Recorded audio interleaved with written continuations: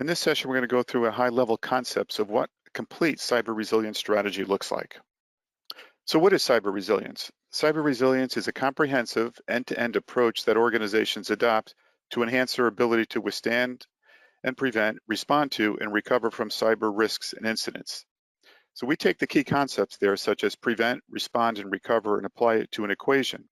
So cyber resilience equals cybersecurity, which are the preventive risk controls, and the ability to protect or defend the organization from cyber attacks, plus the cyber recovery, which are the reactive risk controls, the ability to respond and recover from cyber attacks. So complete cyber resilience means you're applying both the preventive risk controls and the reactive risk controls.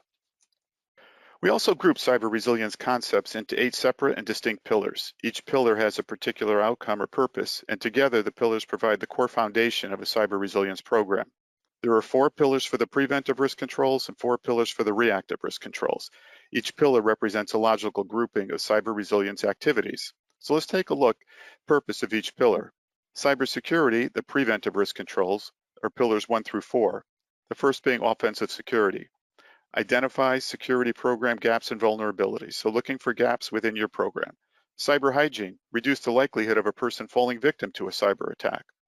Threat intelligence is around providing early warning of potential cyber threats, and defensive security is about implementing the preventive measures to ensure the confidentiality, integrity, and availability of systems and data. On the other side, the cyber recovery, the reactive risk controls, pillars 5 through 8. First one is monitor and detect, and that's about continuous monitoring to quickly identify cyber incidents. Incident response is about mitigating and managing the actual cyber incident.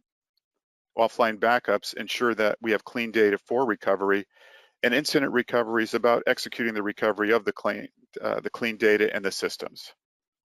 So what are examples of the different types of risk controls within each of the pillars? Going back to the cybersecurity, the preventive risk controls, offensive security can be a penetration test or a pen test, where they test the network defenses, exploit the vulnerabilities, and test lateral movement within a network. Cyber hygiene provides continual training and awareness exercises like phishing simulations by sending fraudulent emails that appear to come from reputable sources to trick recipients into revealing information. Threat intelligence, such as dark web monitoring, help detect and prevent cyber attacks by scanning the dark web for information about your organization, identifying emerging threats and warning signs of an attack before your network is breached. In defensive security, things like securing the network with next generation firewalls by blocking or permitting traffic between networks. For the cyber recovery, the reactive risk controls, monitor and detect. Security Operations Center, 24/7 security teams that can protect the organization by monitoring, detecting, analyzing, and investigating cyber threats. Incident response, cybersecurity incident response plan, cyber incident response team, there to identify, contain, eradicate, and recover from a cyber incident. Offline backups, they utilize modern data protection practices to ensure clean backups for recovering from a cyber incident. The areas there can include cyber data vaults, air gaps, and mutable backups. And finally, incident recovery. It's about recovery execution, restoring operations in a secured environment with the best available clean data. That concludes our overview into cyber resilience pillars.